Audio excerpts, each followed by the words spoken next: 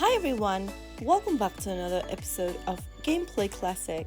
In this video, we will be learning how we can get the Roblox application installed on our smartphone. Whether you are using an Android or your iOS device, downloading Roblox application is super easy.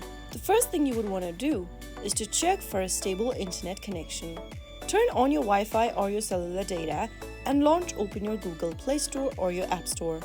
Go to the search icon and then type in Roblox in the search box. Look for the Roblox application from Roblox Corporation, which will be found easily in the search result. Now click on the download or the get button to start downloading Roblox. Roblox is known to be a popular online platform where users can create their own games and play games created by others. It is a virtual world where players can explore different universes, socialize with friends, and express their creativity. Wait for the application to download, which will take a couple of minutes, and once it is done, launch the app open and start exploring. And that is how you will be able to download the Roblox application on your mobile device. Sign up for a new account or log into an existing account of yours and get started. That's it for today's video. If you found the video to be helpful, go ahead and give us a thumbs up.